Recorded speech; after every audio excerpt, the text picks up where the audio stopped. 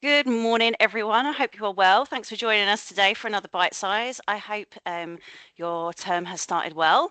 We are joined by Errol this morning, who is going to lead us through some conflict management strategies. So, Errol, I'm going to pass straight over to you. Good morning, all. Happy Wednesday. Welcome back to the new term, our first bite size. And yes, we're looking at conflict management, and specifically, we're looking at the Thomas Kilmann conflict management model that can help you to resolve issues big and small within your teaching practice. Yeah. So our outcomes for today, just explore and understand the basics of the Thomas Kilmann model of conflict management, and just to investigate how we can apply these contextually, these strategies to different scenarios within our teaching practice. We use a couple scenarios throughout this training, and as always, link it to the TLA framework. As always, with our bite size, guys, we're looking to make sure that we're timely at this busy time of the day.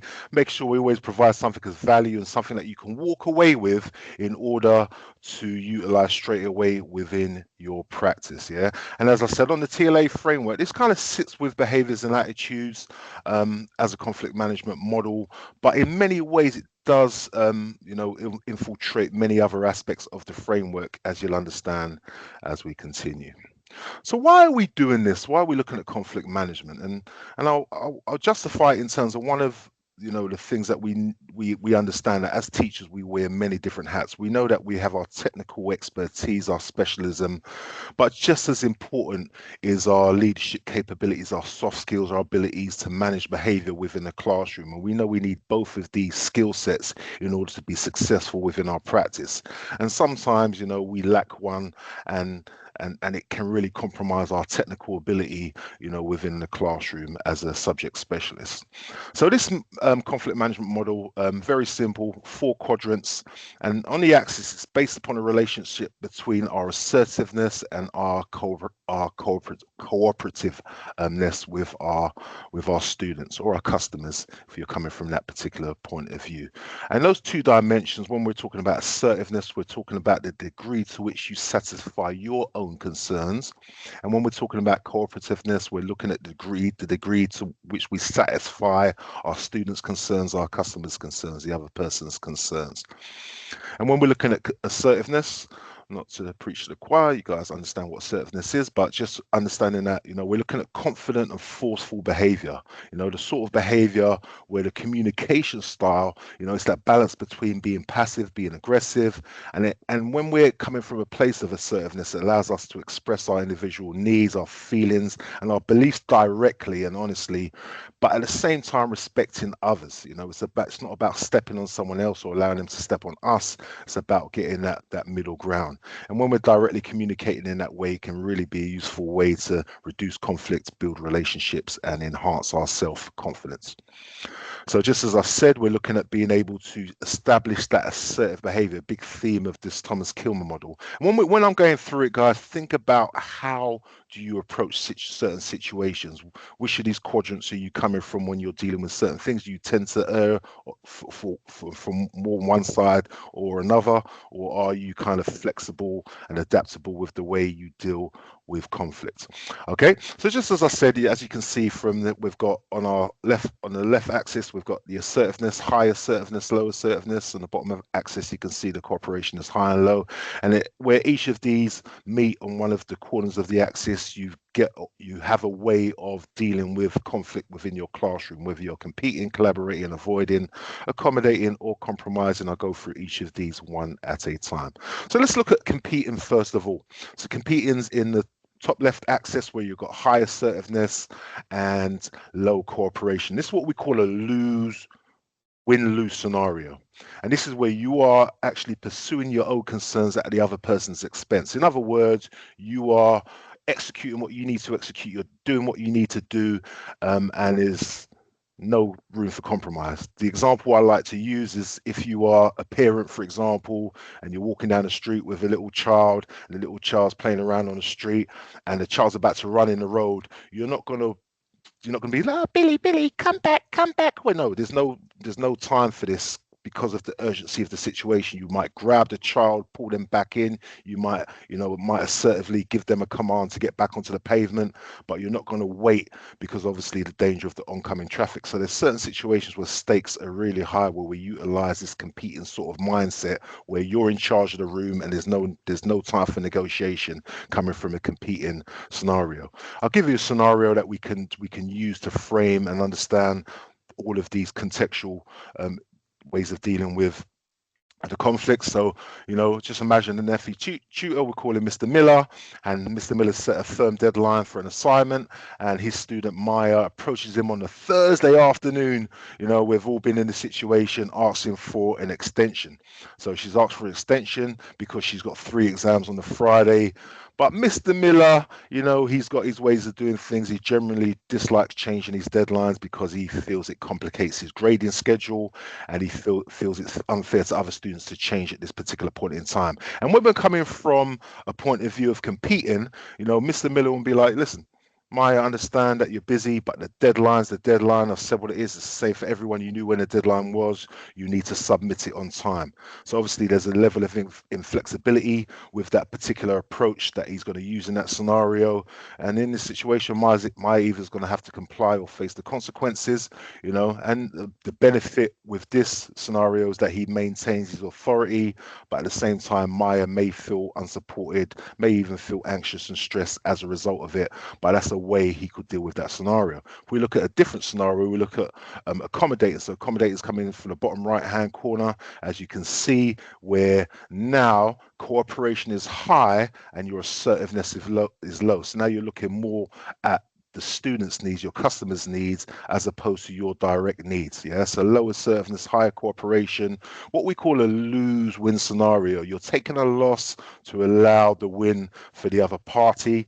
And this is really good actually when you know you're wrong in certain situations, and being humble and being able to, just to step back and give the other person that win in that particular scenario. If we look at the scenario that we're looking at, with Maya and Mr. Miller, it could be a scenario like, listen, what, Maya, it sounds like you've had a tough week. You know what, I'll give you an extension until Monday, because of your tough exam schedule. So what he's doing now, he's setting aside his needs. He's setting aside his needs in terms of, his rigid marking assessment schedule. He's, maybe pedantic sort of way of doing things, but Maya will feel supported in this particular way, but now Mr. Miller's system may be undermined, and other students may actually feel this is unfair as well, because maybe they've worked hard to get the assignment in on time, and he's given flexibility to Maya in this situation. But this is where we can come from an accommodating point of view. Moving on, we're looking at avoiding, and this is in the bottom left quadrant. So this is low assertiveness and low cooperativeness. Yeah, this sort of situation where I'm sure we've all been there, where there's conflict and we choose to avoid the conflict. The proverbial sticking our head in the sand. You're not pursuing your own concerns, you're not pursuing the concerns of the other person, you're sidestepping the conflict, which can be useful in certain situations. There's certain situations where it's just not worth dealing with it. Maybe the blow up's been so massive, you just need to allow the dust to settle. And maybe if you decide to deal with the conflict, it can, the conflict might be minor, it might be low priority, so you step to the side. But regardless, when you deal with conflict in this way, the conflict is going to remain unresolved. Make no doubts about it. So in this situation, Mr. Miller might say to Maya, you know what, Maya, we'll deal with this later. We'll deal with this later. Not really discussing it. We might just say, just do your best. Just do your best.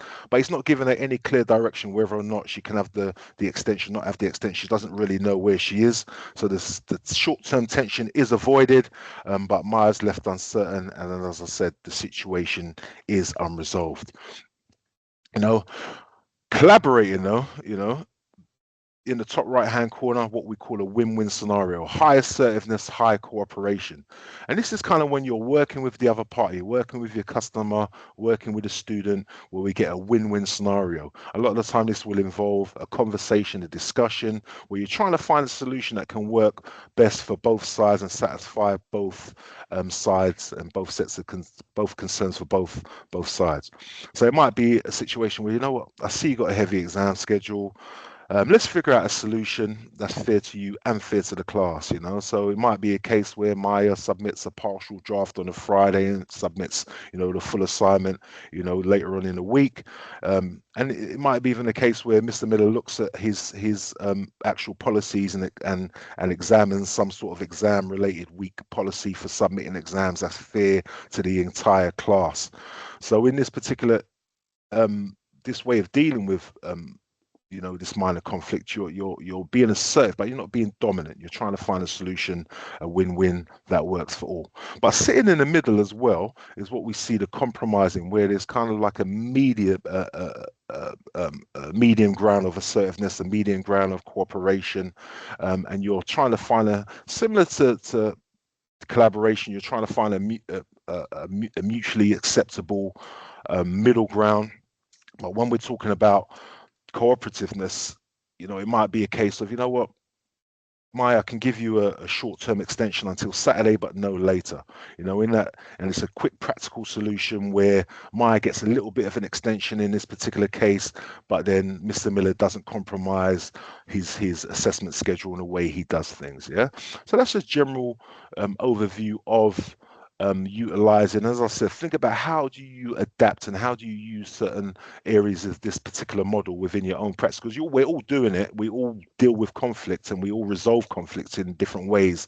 But do you find that you're doing certain things at the expense of other things? Maybe you avoid because maybe there's a student that you're slightly intimidated by. Maybe there's a customer that you're, or certain situations that you're slightly intimidated by, where it may be better to be in a more collaborating or competing mindset, but you choose to avoid or accommodate. So it's just a food for thought.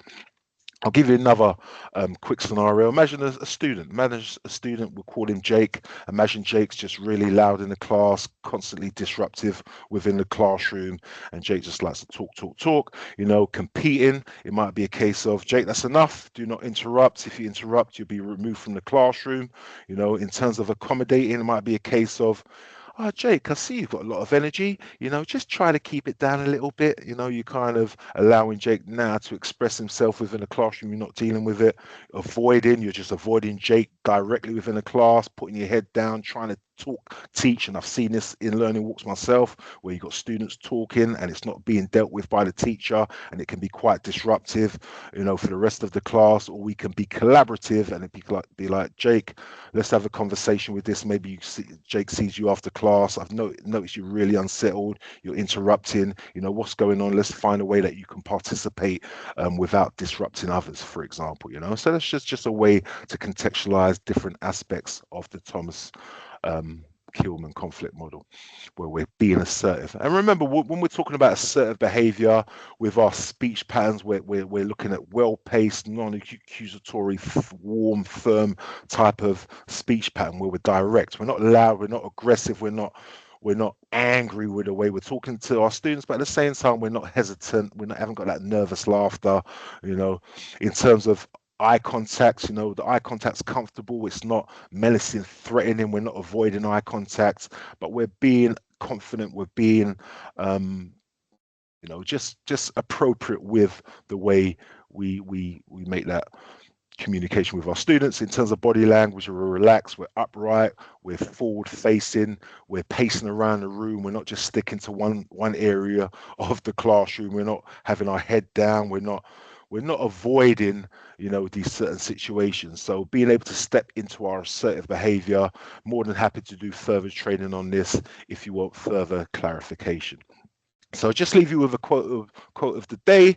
The quality of our lives depends not on whether, excuse me, the quality of our lives depends not on whether or not we have conflicts, but on how we respond them. We know that part and parcel of our role as teachers, we're going to have conflicts constantly, small and large, but how we deal with them depends a lot upon our approach and our level of assertiveness with how we approach these. So just understand, guys, T22, T222 is always available. Please come and see myself, Sarah, or Sylvia. If you've got any issues related to TLA, we're more than happy to help. Brilliant. Thanks, Errol. A great session. Just a comment from Irina here.